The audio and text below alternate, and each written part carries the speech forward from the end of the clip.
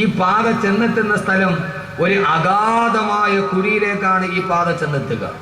എങ്ങാനും അതിലെങ്ങാനും പോയി വീണുപോയാൽ നാഗങ്ങളും വിഷം ചീറ്റുന്ന നാഗങ്ങളും ചിഹ്നം വിളിക്കുന്ന കാട്ടാനകളും ഹിംസ്ര ജന്തുക്കളും വിഹരിക്കുന്ന ഒരു വലിയ അഗാധമായ പടുകുഴിയിലേക്കാണ് ഈ പാത ചെന്നെത്തുന്നത്. അറിയാതെ എങ്ങാനും വീണുപോയാൽ പിന്നീട് അവിടെ നിന്ന് തിരിച്ച് എഴുന്നേറ്റ് വരൽ സാധ്യമല്ല.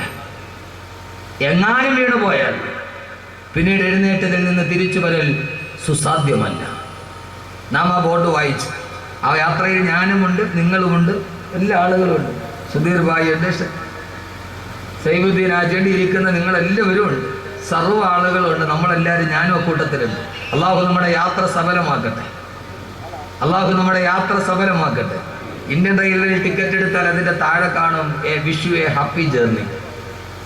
ഇന്ത്യൻ റെയിൽവേയുടെ ടിക്കറ്റിൻ്റെ താഴെ എപ്പോഴും ഉണ്ടാകാം wish you A happy journey. നിങ്ങൾക്കൊരു സന്തോഷകരമായ യാത്ര ഞങ്ങൾ ആശംസിക്കുകയാണ്. നമ്മുടെ ഈ യാത്ര നാളെ അവസാനിക്കുമ്പോൾ അള്ളാഹു ഈ യാത്ര ഏറ്റവും നല്ല ശുഭകരമായ ഒരു അന്ത്യം കുറിക്കുന്ന യാത്രയെ അള്ളാഹു സ്വീകരിക്കട്ടെ.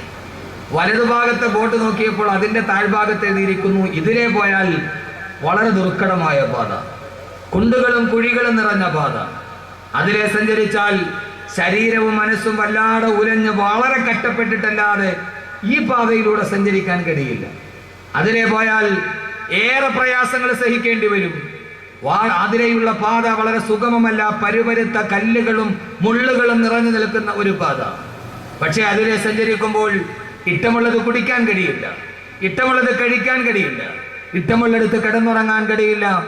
മനസ്സും ശരീരവും എന്താഗ്രഹിച്ചാലും അതിനെയെല്ലാം അടിച്ചമർത്തി ഇഷ്ടങ്ങളോടെല്ലാം പൊരുതിയിട്ടല്ലാതെ അതിലൂടെ സഞ്ചരിക്കാൻ കഴിയില്ല.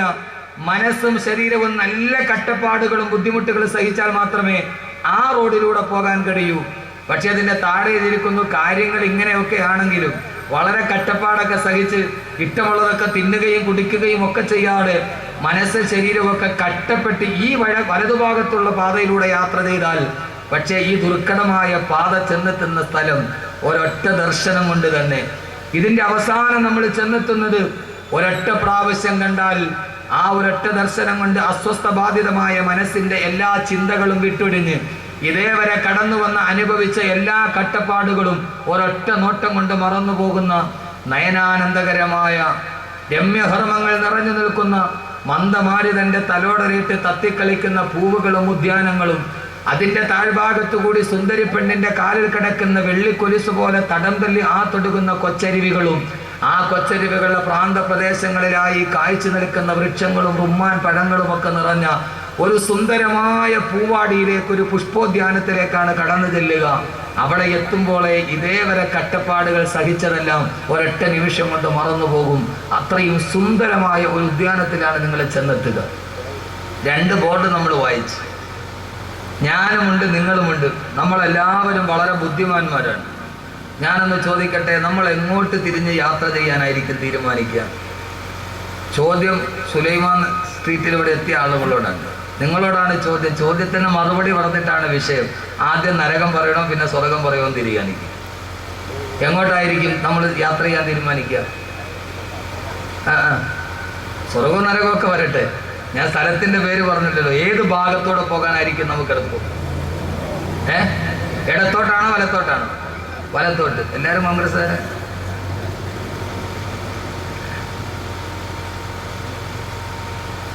വളരെ ആലോചിച്ചിട്ട് വേണം പറയാൻ. വലത്തോട്ടാണെന്ന് പെട്ടെന്ന് പറയാം, പക്ഷെ അതിലെ സഞ്ചരിച്ചാൽ വളരെ ദുർഘടമായ പാത. ഇഷ്ടമുള്ളത് കുടിക്കാൻ കഴിയില്ല, ഇഷ്ടമുള്ളത് കഴിക്കാൻ കഴിയില്ല, ഇഷ്ടമുള്ളിടത്ത് കിടന്നുറങ്ങാൻ കഴിയില്ല. അതിലെ പോയാൽ ധാരാളം നിയമങ്ങളുണ്ട്, നിരോധനങ്ങളുണ്ട്, ഹലാലുകളുണ്ട്, ഹറാമുകളുണ്ട്, മുബാഹികളുണ്ട്, ഫർളുകളുണ്ട്, സുന്നത്തുകളുണ്ട്. ഏറെ കഷ്ടപ്പാടുകൾ സഹിച്ചാലല്ലാതെ അതിലെ നടന്നു പോകാൻ കഴിയില്ല. അതുകൊണ്ട് ആലോചിച്ചിട്ടേ പറയാവൂ. അങ്ങനെ തന്നെയാണല്ലോ സഹോദരിമാരും അങ്ങനെ തന്നെ. പക്ഷെ അതിലെ പോയാൽ പർദ്ദയിടണം, തലമറയ്ക്കണം, പക്ഷേ സർക്കസ് കാണാൻ പറ്റൂല, കാർണിവലിന് പോകാൻ പറ്റൂല. ഇങ്ങനെ ധാരാളം പ്രശ്നങ്ങളുണ്ട്. ശരി, അള്ളാഹു നമ്മുടെ യാത്ര വലത്തേക്ക് തന്നെ ആക്കട്ടെ. സഹോദരങ്ങളെ, ഇടത്തോട്ടുള്ള ആരോ മാർക്കിന്റെ താഴെ എഴുതിയിരിക്കുന്നു, ഇതിലെ സഞ്ചരിച്ചാൽ എത്തുന്ന സ്ഥലത്തിന്റെ പേരാണ് നരകം. വലതുഭാഗത്തോട്ടുള്ള ആരോ മാർക്കിന്റെ താഴെ എഴുതിയിരിക്കുന്നു, ഇതിലെ സഞ്ചരിച്ചാൽ എത്തുന്ന സ്ഥലത്തിന്റെ പേരാണ് സ്വർഗം. അല്ലാഹു സുബ്ഹാനഹു വ തആല നമ്മുടെ യാത്ര അല്ലാഹു സ്വർഗത്തിൽ സമാപിപ്പിക്കട്ടെ. ആദ്യമായി വള്ളക്കടവിൽ ഞാൻ പ്രഭാഷണം നടത്തുമ്പോൾ നമ്മളൊരു യാത്രയിൽ പങ്കാളികളാവുകയാണ്. സ്വാഭാവികമായിട്ട് യാത്ര ചെയ്യുമ്പോഴാണല്ലോ ഒരാൾ നന്നായിട്ട് മനസ്സിലാക്കാൻ പറ്റുക എന്ന് ഉമർ റളിയല്ലാഹു അൻഹു പറഞ്ഞിട്ടുണ്ട്. ഒരാളെ ഏറ്റവും നന്നായിട്ട് മനസ്സിലാക്കുന്നത് യാത്ര ചെയ്യുമ്പോഴാണ്. അവൻ പിശുക്കനാണോ അതല്ല നല്ലവനാണോ എന്ന് മനസ്സിലാകുക യാത്ര ചെയ്യുമ്പോഴാണ്. അതുകൊണ്ട് ഈ വള്ളക്കടവിൽ ആദ്യമായി ഞാൻ കാലുകുത്തുമ്പോൾ നമുക്കൊരു യാത്രയിലേക്ക് പോകാം. ആ യാത്ര അവസാനിക്കുമ്പോൾ അള്ളാഹു ഒരു നല്ല യാത്രയായി അള്ളാഹു സ്വീകരിക്കട്ടെ. ആദ്യം നമുക്ക് ഇടത്തോട്ടൊന്ന് പോയി നോക്കാം. പോയിട്ട് അവിടെ കൊള്ളത്തില്ലെങ്കിൽ, അതല്ല നമുക്കത് കഴിയുന്നില്ലെങ്കിൽ പയ്യെ നമ്മുടെ വാഹനം തിരിച്ചുവിടാൻ നമുക്ക് വലത്തോട്ട് പോകാം. ഇന്ന് നമുക്ക് പയ്യെ ഒന്ന് ഇടത്തോട്ട് പോയി നോക്കാം. ഒന്ന് എത്തി നോക്കണമല്ലോ, എന്നാലല്ലേ അറിയാവൂ. നമ്മൾ സാധാരണ നല്ല സാഹസികരാണ്. ഒന്ന് പോയി നോക്കാം. അത് നമുക്ക് കഴിയില്ല എങ്കിൽ, അനുഭവിക്കാൻ കഴിയില്ലെങ്കിൽ, അത് താങ്ങാൻ കഴിയില്ലെങ്കിൽ ഇൻഷാ അല്ലാഹ് നമുക്ക് വലത്തോട്ട് തിരിച്ചു വരാം നാളെ. ഇന്ന് നമ്മൾ ഇടത്തോട്ടാണ് പോകുന്നത്. അള്ളാഹു നമ്മളെ സ്വീകരിക്കണം. പോരെ കുറെ ദിവസം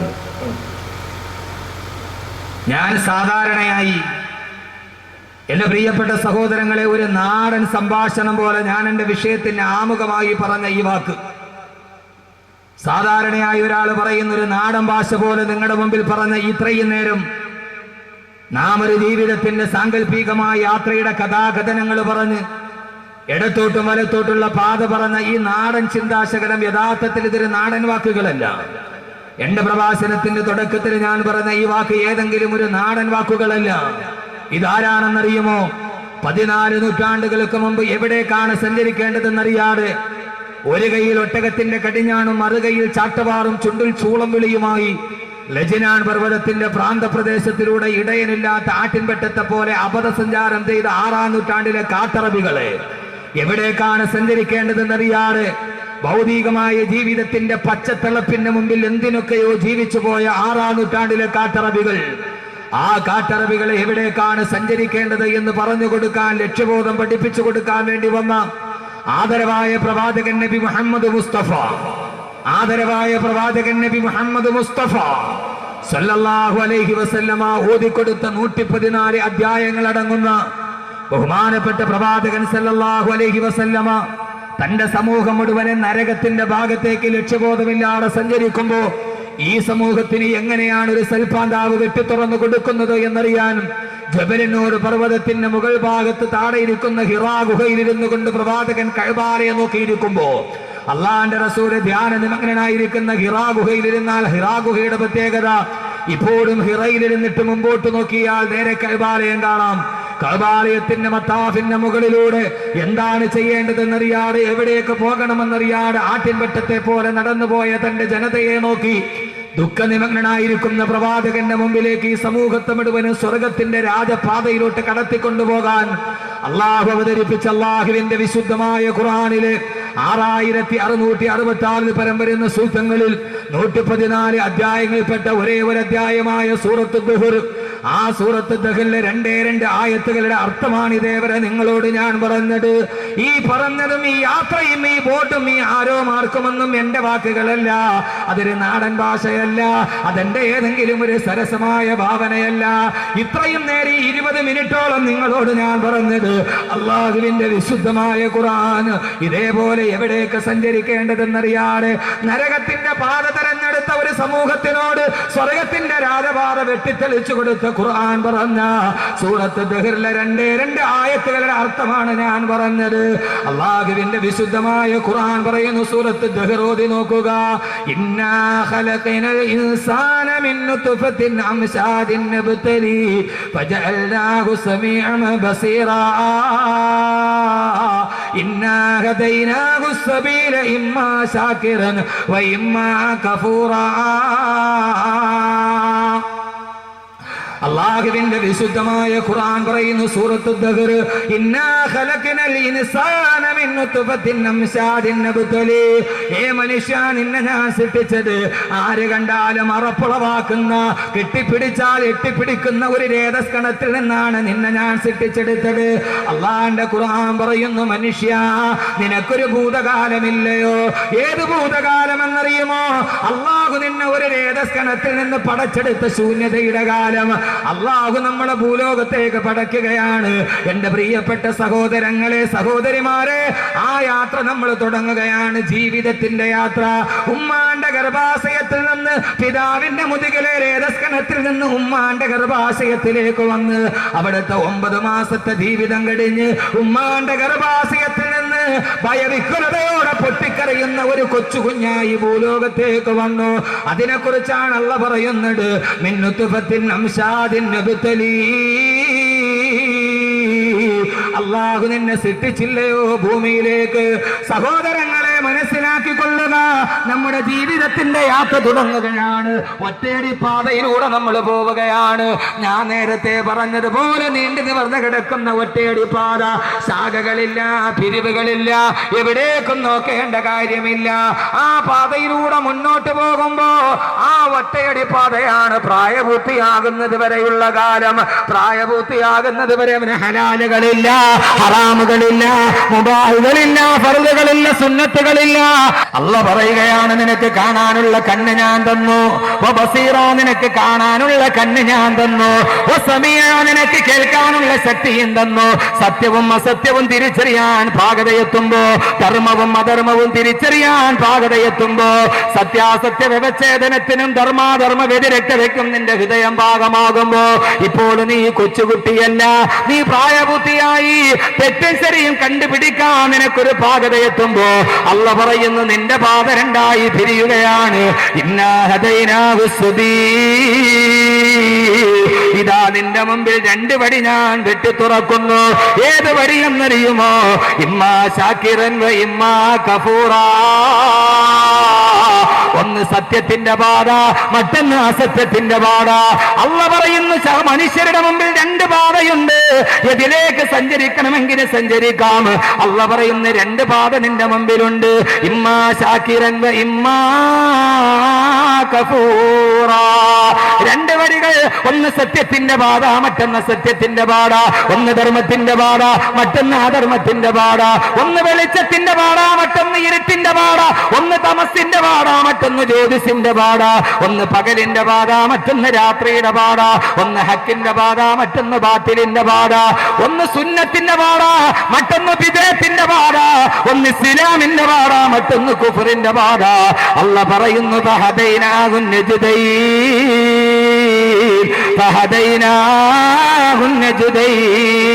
നിന്റെ മുമ്പിൽ 2 പാതയും കിടക്കുമ്പോ എന്റെ ശബ്ദം കേൾക്കാനെത്തിയവര് എവിടേക്ക് സഞ്ചരിക്കണമെന്ന് തീരുമാനിക്കേണ്ടവന് ബുദ്ധിയുള്ള മനുഷ്യനാണ്. എവിടേക്കും പോകാം. ഇടത്തോട്ട് സഞ്ചരിച്ചാൽ പാത സുഗമമാണ്. ഇഷ്ടമുള്ളത് കുടിക്കാം, ഇഷ്ടമുള്ളത് കിടക്കാം, ഇഷ്ടമുള്ളിടത്ത് കിടന്നിറങ്ങാം. പക്ഷേ ചെല്ലുന്നത് എവിടെയാ? കുൽനാറു ജഹന്നമ അശദ്ദു ഹർറാ. കത്തിക്കാളുന്നൊരു വലിയ തീക്കുണ്ടത്തിലേക്കാണ് നീ പോവുക. അവിടെ കിടന്നിട്ട് ചിറക് കരിഞ്ഞു പോയ ഈ അമ്പാട്ടയെ പോലെ നീ കത്തിക്കരിഞ്ഞ് നിലവിളിക്കേണ്ടി വരുമെന്ന് അല്ലാഹുവിന്റെ വിശുദ്ധ ഖുർആൻ. അല്ലാഹു നമ്മുടെ മുമ്പിൽ 2 പാത സുവ്യക്തമാണ്. ഇന്ന് ലോകത്ത് മനുഷ്യർ സഞ്ചരിക്കുന്നത് ഈ 2 പാതയിലൂടെയാണ്. ഇഷ്ടമുള്ളിടത്തൂടെ സഞ്ചരിക്കാം, അല്ലാഹ് അനുവാദം നൽകിയിട്ടുണ്ട്. പക്ഷേ നീ ഇടത്തോട്ട് പോയി എന്ന് വിചാരിച്ച് അപ്പ തലയിൽ വലിയ പേമാരി പെയ്ത് അപ്പ ചത്ത് ഭൂമിയിൽ വീഴത്തൊന്നുമില്ല. നീ ഇടത്തെ പാത തരുന്ന നരകത്തിന്റെ പാതയിലൂടെ പോയി എന്ന് വിചാരിച്ചത് കൊണ്ട് ആ സമയത്ത് തന്നെ ചത്തൊടുങ്ങി ഭൂമിയിൽ വീടില്ല. അള്ളാഹ് അങ്ങനെയൊന്നും കൈകാര്യം ചെയ്യില്ല. വലതു ഭാഗമാണോ നേരെ നടക്കുക, അള്ളാഹുവിന്റെ സ്വർഗത്തിലെത്താം. വലതു ഭാഗമാണോ നേരെ നടക്കുക, അള്ളാഹുവിന്റെ സ്വർഗത്തിലെത്താം. അള്ളാഹു തൗഫീക്ക് നൽകട്ടെ, അള്ളാഹു തൗഫീക്ക് നൽകട്ടെ. എവിടെ എത്തണം? സ്വർഗത്തിലെത്തണോ? സ്വർഗം. അള്ളാഹു നമ്മുടെ ഏറ്റവും അവസാനത്തെ വാക്കതാണല്ലോ. യഥാർത്ഥത്തിൽ ഒരു വിശ്വാസിയുടെ ഏറ്റവും അവസാനത്തെ വാക്കേതാണ്. എല്ലാം സഹിക്കുമ്പോഴും എല്ലാം കേൾക്കുമ്പോഴും നമ്മുടെ മനസ്സിലൊരു വിശ്വാസമുണ്ട്, അള്ളാഹു നമ്മളെ കൈവിടില്ല, അവൻ നാളെ സ്വർഗം തരാതിരിക്കില്ല. ആ ഒരു വിശ്വാസമാണല്ലോ ഈ ഭൂമിയിൽ ജീവിക്കാൻ നമ്മെ പ്രേരിപ്പിക്കുന്നത്. അല്ലെങ്കിൽ എന്ത് ജീവിതം? അല്ലെങ്കിൽ ഈ ഭൂമിയിലെ ജീവിതത്തിന് എന്താകെ തുകയാണുള്ളത്? ഒരു തുകയുമില്ല. ഈ ഭൂമിയിലെ ക്ഷണികമായ ജീവിതത്തിന് ക്ഷണികപ്രഭാചഞ്ചലം ഈ ജീവിതത്തിന്റെ ഈ ക്ഷണികമായ യാത്രയിൽ ഏറ്റവും അവസാനത്തെ വാക്ക് അള്ളാഹ് സ്വർഗം നൽകുമെന്ന വാക്കാണ്. അല്ലെങ്കിൽ ഈ ഭൂമിയിൽ ആർക്കും ഒരു മനുഷ്യനും ജീവിക്കാൻ കഴിയില്ല. അള്ളാഹു നമ്മളെ ഇതേപോലെ അള്ളാഹുവിൻ്റെ സ്വർഗത്തിൽ അള്ളാഹു എത്തിച്ചു ചേർക്കട്ടെ. പക്ഷേ ഇടതുഭാഗത്തോട് ഇൻഷാ അല്ലാഹ് സ്വർഗത്തിലേക്കുള്ള യാത്ര നാളെയാണ്. ഇന്ന് തൽക്കാലം നമ്മൾ ഇടത്തോട്ടൊന്ന് പോയി എത്തി നോക്കുകയാണ്. പക്ഷെ എത്തി നോക്കാൻ കഴിയുമോ? നരകം എന്താ നരകം എത്ര ഭയാനകരം എന്നൊരു കാസറ്റ് കേൾക്കാത്തവരിനി ഇവിടെ ആരും ഉണ്ടാവില്ല, എല്ലാവരും കേട്ടതാണ്. അപ്പോൾ നരകത്തെക്കുറിച്ച് ഞാൻ കൂടുതൽ വിശദീകരിക്കുന്നില്ല. എന്താ നരകം? ആ നരകത്തിൽ പോയി നമുക്കൊന്ന് എത്തി നോക്കാം, അല്ലേ? എത്തി നോക്കാൻ പറ്റുമോ? ആദരവായ പ്രവാചകൻ നബി മുഹമ്മദ് മുസ്തഫ അള്ളാഹുവിന്റെ പ്രവാചകന് പോലും കഴിഞ്ഞില്ല നരകത്തിലേക്കൊന്ന് എത്തി നോക്കിയിട്ട് നിൽക്കാൻ. സഹോദരങ്ങളെ, എന്താണ് നരകം?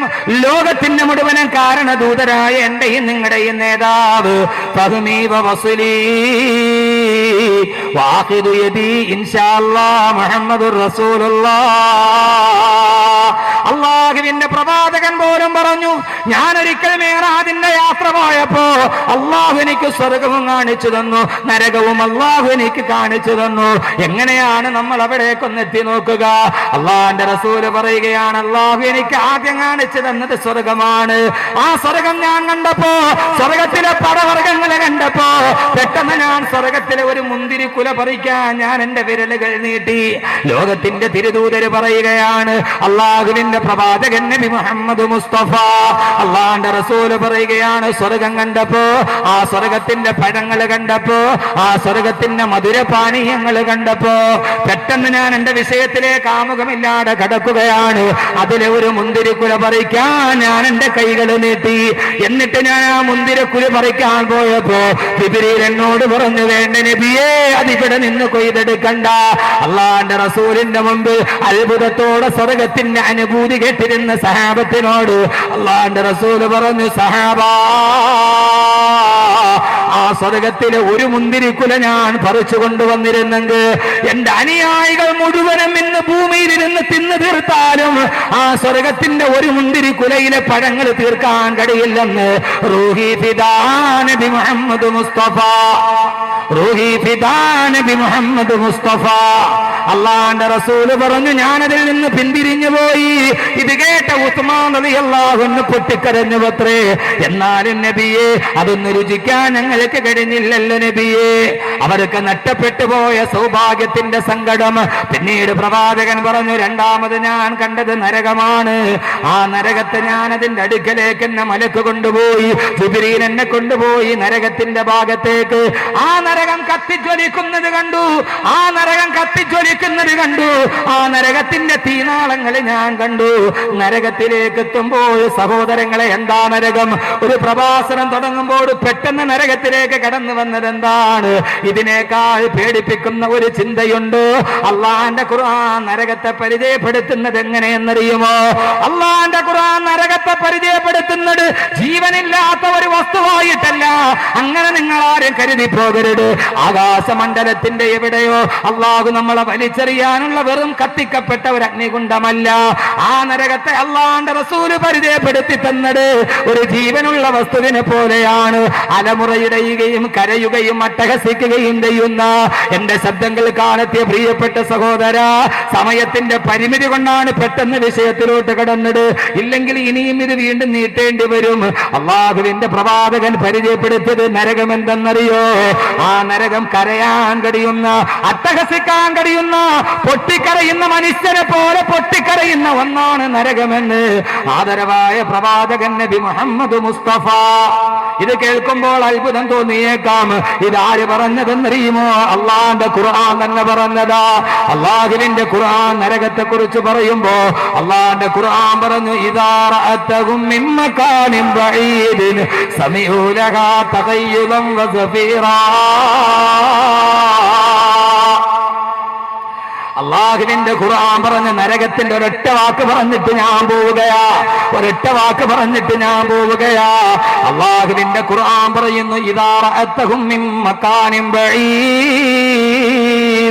അള്ളാഹുവിന്റെ ഖുർആൻ തന്നെ പറയട്ടെ, നരകം ജീവിതത്തിൽ അവകാശപ്പെട്ടവർ, അള്ളാഹു നമ്മളെ കാത്തുരക്ഷിക്കട്ടെ, ആ നരകത്തെ അങ്ങകര വിദൂരത്ത് നിന്ന് കാണുമ്പോ, നരകത്തിന്റെ തൊട്ടടുത്ത് ചെല്ലുമ്പോഴല്ല, നരകത്തിന്റെ സാമീപ്യത്തിലെത്തുമ്പോഴല്ല, ഇദാ റഅതഹും മിൻ മകാനിൻ ബഈദ്, അങ്ങകലെ നിന്ന് നരകത്തെ അവര് കാണുമ്പോ, നരകം നോക്കുമ്പോൾ തന്നിലേക്ക് വരാനുള്ള മനുഷ്യർ നടന്ന് നടന്ന് മഹിശറയിലൂടെ വരുന്നത് കാണുമ്പോ, ആ സമയത്ത് നരകം എന്ത് ചെയ്യുമെന്നറിയുമോ? ഇദാ റഅതഹും മിൻ മകാനിൻ ബഈദിൻ സമിഉ ലഹാ തഗയ്യുദൻ വസഫീറാ. ആ നരകം കടന്ന് നിലവിളിക്കാൻ തുടങ്ങും, നരകം അട്ടഹസിക്കാൻ തുടങ്ങും. എടാ ഇവിടേക്ക് വാടാ, ഇവിടേക്ക് വാടാ, ഇവിടേക്ക് വാടാ എന്ന് പറഞ്ഞ് അട്ടഹസിക്കുന്ന ജീവനുള്ള ഒരു സിട്ടിപ്പായിട്ടാണ് അല്ലാഹു നരകത്തെ പരിചയപ്പെടുത്തുന്നത്. ആ നരകത്തിന്റെ 70 മൈലുകൾ അപ്പുറം നിൽക്കുമ്പോ നരകവാസികൾ നരകത്തിന്റെ അട്ടഹാസം കേൾക്കുമെന്ന് ആദരവായ പ്രവാചകൻ നബി മുഹമ്മദ് മുസ്തഫ. സഹോദരങ്ങളെ, എങ്ങനെയാ നരകത്തെ കുറിച്ച് പറയുകയാ, എങ്ങനെയാ നരകത്തെ കുറിച്ച് ഓർക്കുക? അള്ളാന്റെ റസൂല് പറഞ്ഞ്, രാവിലെയും വൈകുന്നേരവും, ഓരോ ദിവസവും രാവിലെയും വൈകുന്നേരവും നരകം കടന്ന് അട്ടഹസിക്കും, എനിക്ക് വേണ്ടി വിധിക്കപ്പെട്ടവരെ വിട്, എന്നിലേക്ക് വരാനുള്ളവരെ വിട്, എന്നിലേക്ക് വരാനുള്ളവരെവിടെ? നരകമെന്ന് പറഞ്ഞാൽ സംസാരിക്കുന്ന ഒരു ജീവിയെ പോലെ. ഞാൻ പറഞ്ഞതല്ല, ഖുർആനല്ലേ പറഞ്ഞത്. യൗമ നഖൂലു ലിജഹന്നമ ഹലിം തലഅത് വതഖൂലു ഹൽ മിൻ മസീദ്. യൗമ നഖൂലു ലിജഹന്നമ, നാളെ പരലോകത്ത് നരകാവാസികളെ നരകത്തിലോട്ട് വലിച്ചെറിയുമ്പോ അല്ലാഹു നരകത്തോട് ചോദിക്കും, അല്ല നരകത്തോട് ചോദിക്കും, ഏതൊരു തമ്പുരാനാണോ നരകത്തെ പടച്ചത്, ആ തമ്പുരാൻ നരകത്തോട് ചോദിക്കും, ഓ നരകമേ, ഹലിം തലഅതി, നിന്റെ വയറ് നിറഞ്ഞോ നരകമേ, നിന്റെ വള്ള നിറഞ്ഞോ നരകമേ? ആ സമയത്ത് നരകം മറുപടി പറയും, അല്ലാഹുവേ, ഹൽ മിൻ മസീദ്, നിറഞ്ഞില്ല അല്ലാഹുവേ, ഇനിയും ഉണ്ടെങ്കിൽ എന്റെ പള്ളയിലോട്ട് കോരിയിട്ടോ. ഒരിക്കലും നിറയാത്ത പള്ള നരകത്തിന്റെ പള്ളയാണെന്ന് അല്ലാഹുവിന്റെ വിശുദ്ധ ഖുർആൻ. രാവിലെയും വൈകുന്നേരം നരകമട്ടഹസിക്കുമ്പോ എന്റെ സഹോദരങ്ങളെ, നാളെ പരലോകത്ത് ഇതേ ആളുകൾ ചെല്ലുമ്പോ 70 മൈൽ അകലെ നിന്നുകൊണ്ട് നരകമട്ടഹസിക്കുമ്പോ, ഇവിടേക്ക് വാടാ, ഇവിടേക്ക് വാടാ എന്ന് പറയുമ്പോ ഈ നരകത്തിന്റെ അട്ടഹാസം കേൾക്കാത്ത യുവാക്കളെ, എങ്ങനെയാണ് കള്ളു കുടിക്കാൻ കഴിയുന്നത്? എങ്ങനെയാണ് വ്യഭിചരിക്കാൻ കഴിയുന്നത്? എങ്ങനെയാണ് വട്ടിപ്പലിശ മേടിക്കാൻ കഴിയുന്നത്? ഈ ഭൂലോകത്തിന് മുകളിൽ ഒരു ശപിക്കപ്പെട്ട ജന്മമായി മാറുന്നത്. നിന്നെ ഓർത്തിട്ട് നരകം വിളിക്കുകയാണ്. നീ ആ വിളി നിന്റെ കാതിൽ കേൾക്കുന്നില്ലെങ്കിൽ അത് കേൾക്കുന്ന ഒരു ദിവസം വരും.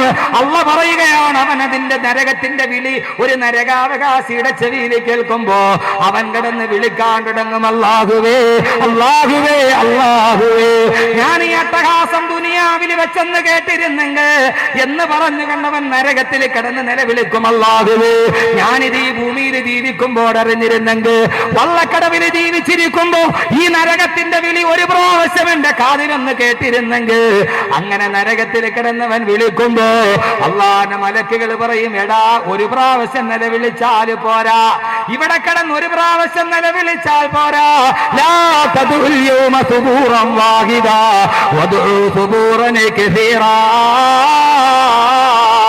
ഇന്നൊറ്റ ദിവസം നിലവിളിച്ചാ പോരാ, 1000 വട്ടം നിലവിളിച്ചാലും നരകം നിന്നെ വിടില്ലെന്നുള്ളതിന്റെ വിശുദ്ധ ഖുർആൻ. ഇത്ര ഭീകരമാണ് നരകം. അതുകൊണ്ടാണ് റസൂലുള്ള പറഞ്ഞത്, ആ നരകത്തിന്റെ അടുക്കലേക്ക് ഞാൻ പോയി, ഇന്നന്നാറ അതിനൈത്തുമിന്നീ, ആ നരകത്തിന്റെ തീച്ചൂടുകൾ എന്റെ മുഖത്തെ കാഞ്ഞടിച്ചപ്പോ ഇമാം ബുഖാരി റഹിമഹുല്ലാഹ് ഉദ്ധരിക്കുന്ന ഹദീസാണിത്. എന്റെ പ്രിയപ്പെട്ട സഹോദരങ്ങളെ, അല്ലാഹുവിന്റെ റസൂല് പറയുകയാണ്, ഈ ലോകം സൃഷ്ടിക്കാൻ കാരണഭൂതരായ ലോകത്തിന്റെ ഏറ്റവും വലിയ സൗഭാഗ്യമേ, അല്ല കഴിഞ്ഞാൽ ഇസ്ലാമിക സമൂഹത്തിന്റെ ആരംഭമേ, അവലംബമേ, ഞാൻ നരകത്തിന്റെ മുമ്പിൽ ചെന്നപ്പോ ആ നരകത്തിന്റെ ഭീകരത കരിയുന്നത് ഞാൻ കണ്ടു. അതിന്റെ ചൂട് എന്റെ മുഖത്തോട്ടത് അടിക്കാൻ തുടങ്ങി. അള്ളാന്റെ റസൂലിനെ കണ്ടപ്പോൾ നരകത്തിന്റെ പുക വന്നപ്പോ അതെന്റെ മുഖത്ത് തട്ടാതെ ഞാൻ എന്റെ മുഖത്ത് നിന്ന് നരകത്തിന്റെ പുകയെ കൈകൊണ്ട് മെല്ലെ മെല്ലെ ആട്ടിയോടിച്ചെന്ന് റൂഹി ഫിദാ നബി മുഹമ്മദ് മുസ്തഫ. എന്താ നരകം? അള്ളാന്റെ റസൂലിന്റെ മുഖത്തിന്റെ ഭാഗത്തേക്ക് നരകത്തിന്റെ പുക വന്നപ്പോ ഞാൻ അതിനെ ആട്ടിയോടിച്ചു സഹാബ. എനിക്ക് തന്നെ അതിന്റെ പുക സഹിക്കാൻ കഴിയുന്നില്ല. അപ്പൊ തീ എന്തായിരിക്കും? ഇയാളെന്താ തുടക്കത്തിലെ നരകം പറഞ്ഞിട്ട് പേടിപ്പെടുത്തണം എന്നല്ല, ഈ രണ്ടല്ലാതെ ജീവിതത്തിൽ ഇനി മാറാനൊന്നുമില്ല. ഈ നാട്ടിൽ അതേ പറയാവൂ, ഏത് നാട്ടിലും. കാരണം വഴിതെറ്റി നടക്കുന്ന ഒരു ജനതയെ സംബന്ധിച്ചോളം ആ ജനതയുടെ മുന്നിൽ മാറ്റത്തിന്റെ ഒരു തിരി കൊളുത്തണമെങ്കിൽ നരകത്തെക്കുറിച്ചുള്ള പേടിക്കും സ്വർഗത്തെക്കുറിച്ചുള്ള ആശയ്ക്കുമേ കഴിയും. അല്ലാതെ ഈ ഭൂമിയിലെ എന്ത് ലാഭം പറഞ്ഞിട്ടാണ് അവരെ വിളിക്കുക? നിങ്ങളൊന്ന് ആലോചിച്ച് നോക്കി. കള്ളു കുടിച്ച് മദ്യപിച്ച് മതോന്മത്തനായി കിടക്കുന്ന ഒരുത്തനോട് നീ ഇനി കള്ളു കുടിക്കരുത് എന്ന് പറയാൻ അവനോട് ഭൂമിയിലെ ഏത് ലാഭമാ പറയുക? നീ ഇനി മുതൽ കള്ളു കുടിക്കാതിരുന്നാൽ ജമാഅത്തിന്റെ വകയായിട്ട് നിനക്ക് ഒരു ദിവസം 100 വെച്ച് തരാന്ന് പറയാൻ പറ്റുമോ? കഴിയില്ല. നീ കള്ളു കുടിക്കാതിരുന്നാൽ ഞങ്ങളെല്ലാവരും കൂടി നിനക്ക് ഒരു ദിവസം 250 റുപ്യ വെച്ച് തരാൻ പറ്റുമെന്ന് പറയാൻ പറ്റുമോ? ഏതൊരു അധർമ്മത്തിൽ നടക്കുന്ന മനുഷ്യനോടും അവനെ അധർമ്മത്തിൽ നിന്ന് പിന്തിരിപ്പിക്കാൻ പറയാൻ അവനോട് കഴിയുന്നത് നീ മദ്യപാനിയായാൽ നാളെ നരകത്തിലെ ശിക്ഷ, നീ മദ്യപാനം ഉപേക്ഷിച്ചാൽ നാളെ നിന്റെ സ്വർഗത്തിലെ രക്ഷ. ഇത് രണ്ടും പറഞ്ഞിട്ടല്ലാതെ ലോകത്തൊരു മനുഷ്യനെയും മാറ്റാൻ കഴിയില്ല. അത് കേട്ടപ്പോഴും അതറിഞ്ഞപ്പോഴുമാണ് മനുഷ്യൻ മാറിയത്. ആ നരകത്തിൽ പോകുന്നതിന് 31 കാര്യങ്ങൾ ഒരു മനുഷ്യനെ നരകത്തിലെത്തിക്കുമെന്ന് നബി മുഹമ്മദ് മുസ്തഫ. നമുക്ക് കഴിയുന്നത് പോലെ പറയാം സമയത്തിന്റെ പരിമിതിക്കുള്ളിൽ. അള്ളാഹു എല്ലാ കാര്യങ്ങളും മാറ്റി അള്ളാഹിന്റെ സ്വർഗത്തിന്റെ അവകാശിയാകാൻ അള്ളാഹു തൗഫീക്ക് നൽകി അനുഗ്രഹിക്കുമാറാകും. എൻ്റെ പ്രിയപ്പെട്ട സഹോദരങ്ങളെ, ഈ നരകം ഭയാനകരമാണ്. യദ്ഊന വൈലൻ യദ്ഊന സുബൂറ. ഓരോ ദിവസം രാവിലെയും വൈകുന്നേരവും നരകത്തിൽ നിലവിളിച്ചോണ്ടേയിരിക്കും, അട്ടഹസിക്കും. എവിടെ? എന്നിലേക്ക് വരാനുള്ളവരെവിടെ? ഇവിടെയുള്ള ഒത്തിരി പേരത് കേൾക്കും. ഓരോ നാട്ടിലും നരകത്തിലോട്ട് പോകാൻ അവകാശികളായ എത്രയെത്രയോ ആളുകൾ. ഈ ജീവിതം ഒരു യാത്രയാണ്. നമ്മുടെ ജീവിതയാത്ര തുടങ്ങുകയാണ്. ഈ യാത്ര അവസാനിക്കുന്നത് ഒരു മണ്ണിൻ്റെ അടിയിലാണ്. അവിടെ നിന്ന് പിന്നെ പരലോകത്തിലേക്കും സ്വർഗത്തിലേക്കും നരകത്തിലേക്കും. അതുകൊണ്ട് നമ്മുടെ ഈ സബലം ഈ യാത്ര നമുക്ക് തുടങ്ങാം ഇവിടെ വെച്ച്. ജീവിതമേ ഒരു യാത്രയാണ്. ജീവിതം ഒരു വല്ലാത്ത യാത്രയാണ്. ജീവിതമേ ഒരു യാത്ര. ഇങ്ങനെ ഓരോ കാലടി മുമ്പോട്ട് പോകുമ്പോഴും ആയുസ് പുറകോട്ട് പോവുകയാണ്. ഒരു കാലെടുത്ത് മുമ്പോട്ട് വെക്കുമ്പോൾ ജീവിതത്തിൽ 2 യാത്രയാണ് നടക്കുന്നത്. ഒരു കാല് മുമ്പോട്ട് വെക്കുമ്പോൾ പരലോകത്തേക്കുള്ള യാത്ര കൂടുന്നു, അതേപോലെ ആയുസ്സിലേക്കുള്ള യാത്ര കുറയുകയും ചെയ്യും. ഒരു കാലെടുത്ത് മുമ്പോട്ട് വെച്ചാൽ അത്രയും സമയം ആയുസ്സിൽ നിന്ന് കുറഞ്ഞെന്നാണ്. ഈ ജീവിതമേ ഒരു യാത്രയാണ്, വല്ലാത്ത യാത്ര. ഗർഭാശയം വീട്ടത് മുതൽ സഫറാണേ, അടുത്തുള്ള ക്യാമ്പും സോദര കബറാണേ. ഗർഭാശയം വീട്ടത് മുതൽ സഫറാണേ, അടുത്തുള്ള ക്യാമ്പും സോദര കബറാണേ. തഴവ ഉസ്താദ്, എന്താ ഈ മനുഷ്യൻ? ആരായി മനുഷ്യനെന്നറിയോ? ഇങ്ങനെയൊക്കെ ജീവിക്കണം. മരിച്ചാൽ പൊതിയാനുള്ള കഫൻ തുണിയും ചുരുട്ടി തലയിൽ വെച്ചിട്ട് കിടന്നുറങ്ങിയ മനുഷ്യൻ എവിടെ? മക്കയിലല്ല, മദീനയിലല്ല, കൊല്ലം ജില്ലയിൽ. മക്കയിലെയും മദീനയിലെയും സഹാബത്തിന്റെ കഥയല്ല. ഈ അടുത്ത കാലത്ത് മരണപ്പെട്ടു പോയ കൊല്ലം ജില്ലയിലെ കരുനാഗപ്പള്ളി തടവയിൽ ജീവിച്ചിരുന്ന മഹാനായൊരു മനുഷ്യൻ, അദ്ദേഹത്തിന്റെ വാക്കാണിത്. ഞാൻ പൂന്തറ വാള് പറഞ്ഞപ്പോൾ ഒരാൾ പറഞ്ഞു, പൂന്തറ വാള് പറഞ്ഞ വാള് കഴിഞ്ഞിട്ട് പിന്നെ ഒരു കാൽക്കുലേഷൻ ഉണ്ടല്ലോ, എങ്ങനെയുണ്ട്, കൊള്ളാവോ ഇല്ലയോ എന്നുള്ളൊരു ചെറിയ ഒരു പോസ്റ്റ്മോർട്ടം നടക്കും. അപ്പോൾ ഒരാൾ പറഞ്ഞു, കണ്ട ഇത്രയും ആള് കൂടിയുണ്ട് അങ്ങേരെ പ്രസംഗം കേൾക്കാൻ. അപ്പോൾ അടുത്ത ആള് പറഞ്ഞു, അയാൾക്ക് സഹിക്കില്ലേ, സത്യം കണ്ടാൽ സഹിക്കില്ലല്ലോ. കൊള്ളാം, പ്രസംഗമൊക്കെ നല്ല പ്രസംഗം, പക്ഷെ ഇടയ്ക്കിടയ്ക്ക് പാട്ട് പാടുന്നതിന് അത് വേണ്ട. ഈ വിവരമില്ലാത്തൊരിത് എന്താണ് തിരിച്ചറിയാൻ കഴിയേണ്ടത്? ഈ അറബി ബൈത്ത് പാടുമല്ലോ. അറബി ഭാഷയെന്ന് കേൾക്കുന്നതേ അവർക്കൊരു വല്ലാത്ത ബുദ്ധിമുട്ടാണ്. എൻ്റെ സഹോദരങ്ങളെ, ലോകത്ത് ഇത് മുഴുവനും ഉണ്ടായത് ഈ അറബി ഭാഷയിൽ നിന്നാണ്. ആദരവായ പ്രവാചകൻ നബി മുഹമ്മദ് മുസ്തഫ, അള്ളാഹുവിന്റെ പ്രവാചകന്റെ അടുക്കലുണ്ടായിരുന്നു മക്കയിൽ ഒരു വലിയ പ്രധാനപ്പെട്ട കവി. തഴവാ ഉസ്താദിന്റെ ബൈത്ത് പറഞ്ഞിട്ട് അതിലൂടെ ഞാൻ മറ്റൊന്ന് പറയുകയാണ്. ഒരു വല്ലാത്ത കവി, മക്ക മുഴുവനും കവിത പാടി നടന്ന കാലം, സാഹിത്യ സാമ്രാട്ടുകൾ നടന്ന കാലം, ആ കാലഘട്ടത്തിലെ കവിയായിരുന്നു ലബീദ്. ആ ലബീദിനെ കുറിച്ചാണ് അല്ലാഹുവിന്റെ റസൂൽ പറഞ്ഞത്, അസ്ദഖു കലിമത്തിന് കാലഹ ശായിറു കലിമത്തു ലബീദ്. ലോകത്ത് എത്രയോ കവികൾ പാട്ട് പാടിയിട്ടുണ്ട്, എത്രയാളുകളെ കവിത പാടിയിട്ടുണ്ട്. പാടിയ കവിതയിൽ ഏറ്റവും നല്ല കവിത റസൂലുള്ള പറഞ്ഞതാണ്. ഇമാം ബുഖാരി ഉദ്ധരിക്കുന്ന ഹദീസാണ്. പാടിയ കവിതകളിൽ ഏറ്റവും നല്ല അറബി കവിത ഏതെന്നറിയോ? അത് ലബീദ് പാടിയ കവിതയാണ്. ലബീദ് പാടിയ കവിത ഏതെന്നറിയോ? അലാ കുല്ലു ശൈഇൻ മാ ഖലല്ലാഹ ബാതിലു വകുല്ലു നഈമിൻ ലാ മഹാലത സായിലു. അലാ, നിങ്ങൾ അറിയണം, കുല്ലു ശൈഇൻ മാ ഖലല്ലാഹ ബാതിലു, അല്ലാഹുവല്ലാതെ ലോകത്തുള്ളതെല്ലാം നശിച്ചു പോകുന്നതാണ്. എല്ലാം നശിച്ചു പോകും, അല്ലാഹ് മാത്രം നശിക്കുന്നതല്ല. വകുല്ലു നഈമിൻ, എല്ലാ സൗഭാഗ്യങ്ങളും നീങ്ങി പോകുന്നതാണ്. എല്ലാ സൗഭാഗ്യങ്ങളും നീങ്ങി പോകുന്ന സൗഭാഗ്യമാ ഈ ദുനിയാവിലെ ഏത് സൗഭാഗ്യവും നീങ്ങി പോകുന്ന സൗഭാഗ്യമാണ്.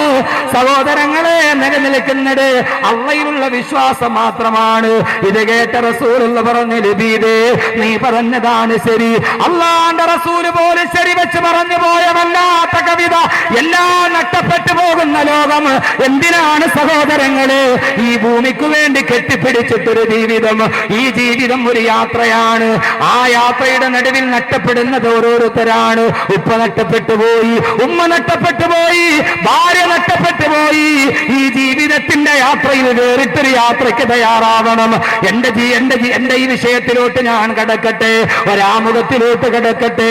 നമ്മളൊരു യാത്ര തുടങ്ങി. ഈ യാത്രയിൽ ഒരു വേറിട്ടൊരു യാത്ര. ഏകാന്ത പതികനായി നടക്കണം, ഒറ്റയാനായിട്ട് നടക്കണം. ഈ ജീവിതയാത്രയിൽ മാറി നടക്കാൻ കഴിയുന്നൊരു നല്ല മനുഷ്യനെ സൃഷ്ടിക്കാൻ കഴിയണം. എല്ലാവരും നടക്കട്ടെ, അവര് ബാറുകളിൽ ഇരിക്കട്ടെ, അവര് വൈകുന്നേരങ്ങളിൽ ചവിട്ടുവീണ്ട് ചീട്ടുകളങ്ങളിൽ ഇരിക്കട്ടെ. പൊന്നു ചെറുപ്പക്കാരാ, നിനക്കൊരു യാത്രയുണ്ട്, വേറിട്ടൊരു യാത്രയുണ്ടാകണം.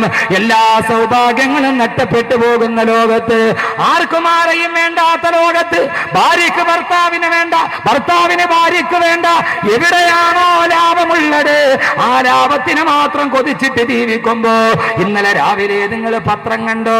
സ്വന്തം ഭർത്താവ് വൃക്ക വിറ്റിട്ട് വെച്ച 4 ലക്ഷം രൂപ ബാങ്കിന്റെ ഡിപ്പോസിറ്റിലിട്ടു. ആ പൈസയും എടുത്തിട്ടാണ് പ്രിയപ്പെട്ട ഭാര്യ വേറൊരുത്തന്റെ കൂടെ പോകാൻ പോയത്. ആ ഭർത്താവ് അധ്വാനിച്ചതല്ല. ഇതെന്തോ ഒരു ലോകമാണ്. സൈഫുദ്ദീൻ ഹാജി പറഞ്ഞതുപോലെ, കേൾക്കാൻ ആഗ്രഹിക്കുന്നതല്ല കേൾക്കുന്നത്. സ്വന്തം ഭർത്താവിന്റെ സ്വന്തം കരുത്തിന് താലി കെട്ടിയവന്റെ വൃക്ക വിറ്റ 4 ലക്ഷം രൂപ ബാങ്കിലിട്ടു. അതും എടുത്തിട്ടാണ് ഭാര്യ വേറൊരുത്തന്റെ കൂടെ പോകാൻ പോയത്. ഭർത്താവ് നോക്കുമ്പോൾ ആകെയുള്ള വൃക്കയും പോയി, താലി കെട്ടിയ പെണ്ണും പോകുന്നു. അവന്റെ മുമ്പിൽ ഒറ്റ വടിയേയുള്ളൂ, മൂർച്ചയുള്ള വാക്കത്തി തന്നെ ആയുധം. പാതിരാ സമയത്തുറങ്ങിക്കിടക്കുന്ന ഭാര്യയെയും. എന്റെ പ്രിയപ്പെട്ട സഹോദരങ്ങളെ, ഒരു പെണ്ണിന്റെ മനസ്സിൽ ഈ ഭൂമിയിൽ സുഖിക്കാൻ തോന്നിയപ്പോ അത് ഭർത്താവിനെ കുടിച്ചിട്ടിട്ടാണെങ്കിലും വേണ്ടില്ല, അവന്റെ വൃക്ക വിറ്റ പൈസയാണെങ്കിലും വേണ്ടില്ല, മറ്റൊരുത്തന്റെ കിടപ്പറയിലെ ചൂടും ചൂരും അനുഭവിക്കണമെന്ന് ഒരു പെണ്ണ് നരകത്തിന്റെ വഴി തെരഞ്ഞെടുത്തപ്പോ അവിടെ നഷ്ടപ്പെട്ടു പോയതൊന്നും അറിയാത്ത നിഷ്കളങ്കമായ 2 പെൺകുട്ടികൾ, 11 വയസ്സും 14 വയസ്സുമുള്ള അമ്മയുടെ അപ്പുറത്തും ഇപ്പുറത്തും മയങ്ങിക്കിടക്കുന്ന 2 മക്കളെയും വെട്ടിക്കൊന്ന് ഭാര്യയുടെ തല വെട്ടിയെടുത്ത് ഒരു പാവപ്പെട്ട ചെറുപ്പക്കാരൻ ആത്മഹത്യ ചെയ്തു. ഇന്നലെ കോട്ടയം ജില്ലയിൽ. എന്തോ ഒരു ലോകമാണിത്. ആർക്കു വേണ്ടി ജീവിക്കുന്നു നാം? അലാ കുല്ലു ശൈഇൻ മാ ഖലല്ലാഹ ബാതിലു വകുല്ലു നഈമിൻ ലാ മഹാലത സായിലു. എല്ലാ സൗഭാഗ്യവും നീങ്ങിപ്പോകുന്ന സൗഭാഗ്യം. ഈ യാത്ര വല്ലാത്ത യാത്രയാണ്. ജീവിതത്തിന്റെ യാത്ര അതൊരു വല്ലാത്ത യാത്രയാണ്. ഈ യാത്രയിൽ എല്ലാം കെട്ടിപ്പിടിക്കുമ്പോ നഷ്ടപ്പെടുന്നത് ഭാര്യയും മക്കളുമാണ്. ഭാര്യക്ക് തോന്നി വൃക്ക വിറ്റ പൈസ 4 ലക്ഷം രൂപ ബാങ്കിൽ ഇട്ടു, അവളത് ഡിപ്പോസിറ്റ് പിൻവലിച്ചു, വേറൊരുത്തന്റെ കൂടെ പോകാൻ തീരുമാനിച്ചു. പക്ഷെ നഷ്ടപ്പെട്ടതോ 2 നിഷ്കളങ്കമായ ബാല്യങ്ങൾ. എൻ്റെ പ്രിയപ്പെട്ട സഹോദരങ്ങളെ, ആർക്കു വേണ്ടി? ആ പാവപ്പെട്ടവൻ തൻ്റെ ഭാര്യക്കും മക്കൾക്ക് നന്നായിട്ട് ജീവിക്കാൻ വേണ്ടിയാ അവൻ്റെ ഉള്ള വൃക്ക കളഞ്ഞു. പക്ഷെ നിങ്ങൾ ഒരു കാര്യം മനസ്സിലാക്കിക്കോളീൻ, ലോകത്തൊരു മനുഷ്യനെയും തൃപ്തിപ്പെടുത്താൻ നമ്മളെ കൊണ്ട് കഴിയില്ല. കഴിയോ? ലോകത്ത് എൻ്റെ പൊന്നു ചെറുപ്പക്കാരാ ഒന്ന് ചിന്തിക്കുക, എൻ്റെ പൊന്നു ചെറുപ്പക്കാർ അങ്ങനെ ചിന്തിക്കുകയും അള്ളാഹു നല്ല മാറ്റം ഉണ്ടാകട്ടെ. ഇവിടെ ഒരു മാറ്റം ഉണ്ടാകണം. ഞാൻ പൂന്തറയിൽ കഴിഞ്ഞ വെള്ളിയാഴ്ച വകളൊക്കെ കഴിഞ്ഞ് ദുആ കഴിഞ്ഞിറങ്ങിയപ്പോൾ ഒരു നല്ല ചെറുപ്പക്കാരൻ, വെളുത്ത് തുടുത്തിരിക്കുന്ന ഒരു നല്ല ചെറുപ്പക്കാരൻ, കണ്ടറിയാം ഏറ്റവും നല്ല സമ്പന്നതയുള്ളൊരു കുടുംബത്തിലെയാണ്. എല്ലാവരും തുക്കി തിരക്കൊക്കെ കൂട്ടി മുസാവത്തൊക്കെ ചെയ്ത് പോകുമ്പോൾ ഞാൻ ശ്രദ്ധിച്ചു, ഇവൻ ആ സ്റ്റേജിൻ്റെ ഭാഗത്ത് ഇങ്ങനെ മൂലയിൽ മാറി നിന്നു കുറേ നേരം. എല്ലാവരും പോയി കഴിഞ്ഞ് ഞാൻ സ്റ്റേജിൽ നിന്ന് ഇറങ്ങി അപ്പുറത്തെ സൈഡിലോട്ട് വരുമ്പോൾ എൻ്റെ പുറകേ വന്നു. പൂന്തറ പുത്തമ്പള്ളിയുടെ ആ വലിയ ഗേറ്റിൻ്റെ അടുത്ത് എൻ്റെ കൈ പിടിച്ചു, ഉസ്താദേ ഉസ്താദേ, എൻ്റെ വീട് കുമാരപുരത്താണ്, മെഡിക്കൽ കോളേജിൻ്റെ അടുത്ത്. ഞാൻ ഇതിലെ വെറുതെ പോയതാ ബൈക്കിൽ. അപ്പോൾ പ്രസംഗം കേട്ടിട്ട് നിന്നതാ. ഇനി ഞാൻ മദ്യപിക്കൂല ഉസ്താദ്, ഇനി ഞാൻ കള്ളു കുടിക്കൂല. അവൻ പറഞ്ഞു, ഞാൻ കള്ളുകുടിയനാണ്, പക്ഷെ ഇനി ഞാൻ കുടിക്കൂല ഉസ്താദെ. ഞാൻ പൂന്തറ പുത്തപ്പള്ളിയിൽ കയറി ഇശാ നിസ്കരിച്ചിട്ടേ ഞാൻ പോകുന്നുള്ളൂ. ഇന്ന് മുതൽ ഇൻഷാ അല്ലാഹ് ഞാൻ നിസ്കാരം മുടക്കൂല. ഞാൻ അവനോട് നിൻ്റെ നമ്പർ ഇങ്ങതാ. ഞാൻ നമ്പർ വെച്ച് ഇന്നലെ മിനിങ്ങാന്ന് വ്യാഴാഴ്ച കഴിഞ്ഞിട്ട് ഞാൻ പിന്നെ പോയത് കാസർഗോഡാണ്. ഞാൻ ഒരാഴ്ച കാസർഗോഡായിരുന്നു. എല്ലാ ദിവസവും രാവിലെ ഞാൻ വിളിക്കും. എന്തിനാണെന്നറിയോ? രാവിലെ വിളിച്ചത് ഇവനൊരു ഭംഗി വാക്ക് പറഞ്ഞതാണോ? രാവിലെ ഏതായാലും വൈകുന്നേരം കുടിച്ചിട്ട് നന്നായിട്ട് കുടിച്ച് മത്തായിട്ട് കിടക്കണ ഒരാൾ രാവിലെ എഴുന്നേക്കാൻ ഇത്തിരി വൈകും ഇല്ലേ? എടുക്കൂല, അറിയില്ലേ? കഷ്ടമൊന്നും അറിഞ്ഞുകൂടാ, പാവങ്ങളിരിക്കുന്നുണ്ട്, അതൊക്കെ ഒന്നും അറിഞ്ഞുകൂടാ. അപ്പം രാവിലെ എഴുന്നേക്കാൻ ഇത്തിരി വൈകും. ഏതായാലും അവൻ ഫോൺ എടുക്കൂല എന്ന് എനിക്കറിയാം. അപ്പോൾ അതുകൊണ്ട് ഞാൻ രാവിലെ സുബഹി നിസ്കാരത്തിന് വേണ്ടി ഞാൻ എഴുന്നേറ്റപ്പോൾ, വെള്ളിയാഴ്ചയാണ് നടക്കുന്നത്, ശനിയാഴ്ച രാവിലെ ഏറനാട് എക്സ്പ്രസ്സിന് ഞാൻ ഇവിടുന്ന് 3:30 ഞാൻ കാസർഗോഡ് പോയി. അന്ന് പകൽ കഴിഞ്ഞ് പിറ്റേ ദിവസം രാവിലെ സുബഹി നിസ്കാരത്തിന് മുമ്പ് ഞാൻ 4 മണിക്ക് എഴുന്നേറ്റ് നിസ്കാരമൊക്കെ കഴിഞ്ഞ് അങ്ങനെ ഇരിക്കുമ്പോൾ ഞാൻ വെറുതെ തോന്നി ഏതായാലും ഒന്ന് വിളിച്ചു നോക്കാം. ഞാൻ അവനെ ഫോൺ അടിച്ചു. ഞാൻ നോക്കിയ അവൻ ചാടി എഴുന്നേറ്റ് ഫോൺ എടുത്തു. ഞാൻ അത്ഭുതപ്പെട്ടു പോയി. ഒരു ഭാഗം നടത്തി ഒരാൾ പോരെ, 2 ദിവസം അവിടെ പ്രസംഗിച്ചതിന് പകരത്തെ ഒരൊറ്റ പ്രതിഫലം ഈ ഒരാൾ പോരെ, മതി. നല്ല പിന്നീട് ഇനിയിപ്പോൾ എല്ലാ ദിവസവും എന്നെ വിളിക്കും. ഞാൻ പറഞ്ഞു, നീ ഒരു കാര്യം ചെയ്യേ, നാളെ മുതൽ സുബൈക്ക് എഴുന്നേക്കുമ്പോൾ നീ എന്നെ വിളിക്കണം. ഞാൻ പറഞ്ഞു, ഞാൻ ചിലപ്പോൾ വകത് കഴിഞ്ഞിട്ട് കിടന്ന് ഉറങ്ങിപ്പോകും. അപ്പോൾ നീ എന്ത് ചെയ്യണം, നാളെ മുതൽ സുബൈക്ക് നീ എന്നെ ഒന്ന് വിളിക്കണം. ഏതൊരു മനുഷ്യനെയും നന്നാക്കാൻ കഴിയുന്നത് എങ്ങനെയാണെന്നറിയോ? നമ്മൾ പറയും അവൻ പോക്ക, അവൻ കുടിയൻ, അവൻ പോക്ക, അവനെ എഴുതിത്തള്ളും നമ്മൾ. ഇനി അവൻ നന്നാവില്ല. അല്ല, സ്നേഹത്തോടെ സ്ഫുടം ചെയ്തെടുത്താൽ കുപ്പയിൽ നിന്ന് കിട്ടുന്ന മാണിക്യം കഴുകിയെടുത്താൽ അതിന് തിളക്കം കൂടും. അവർ പിന്നെ വിട്ടുപോകില്ല. എല്ലാം അറിയാവുന്നവനെ പറയും, ഓ ഇതിനേക്കാൾ ഞാൻ കേട്ടിട്ടുണ്ടോ പറയും. ഒന്നും അറിയാത്തവൻ നന്നാകുമ്പോൾ അവനേക്കാൾ തിളക്കമുള്ള ഒന്ന് വേറെയില്ല. അതുകൊണ്ട് ആരെയും എഴുതിത്തള്ളാറായിട്ടില്ല. ഇപ്പം എല്ലാ ദിവസവും രാവിലെ അവൻ എഴുന്നേറ്റവൻ എന്നെ വിളിക്കും. അള്ളാഹു നിലനിർത്തി കൊടുക്കട്ടെ. നിങ്ങൾ കാര്യമായിട്ട് ദുആ ചെയ്യും. 32 വയസ്സുണ്ട്. ഇത്രയും നാൾ മദ്യപിക്കാത്ത ഒരു ദിവസം അവൻ്റെ ആയുസ്സിലില്ല. അള്ളാഹു നിലനിർത്തി തരട്ടെ, അള്ളാഹു നിലനിർത്തി തരട്ടെ. അതുകൊണ്ടാണ് അള്ളാഹു സുബ്ഹാനഹു വ തആല ഈ സദസ്സിൽ ഇങ്ങനെ തന്നെ നിലനിൽക്കാൻ പ്രേരിപ്പിക്കുന്നത്. കബീർ ഉസ്താദിനെ എല്ലാവരും സ്നേഹിക്കുന്നത് കൊണ്ടല്ല, വേറൊന്നും കൊണ്ടല്ല. ഞാൻ ഇവർക്ക് പണം കൊടുത്തിട്ട് വരുന്നതാണ്. ഈ കൽബിലെ സ്നേഹം അത് കൽബിലുള്ള വെളിച്ചത്തിൻ്റെ സ്നേഹമാണ്. അല്ലാത്ത ഒരു സ്നേഹം ഉണ്ടല്ലോ വാസിക, കൽബിലുള്ള ഒരു വെളിച്ചത്ത്, അല്ലാതെ ഇവരെ പൈസ കൊടുത്തിട്ടോ പ്രലോഭിപ്പിച്ചിട്ടോ ഒന്നുമല്ല. ഈ കാണുന്ന ജനാരവം അത് ഇതിൻ്റെ കൽബിൻ്റെ സ്നേഹമാണ്. അള്ളാഹു നിലനിർത്തി തരട്ടെ, അള്ളാഹു നിലനിർത്തി തരട്ടെ.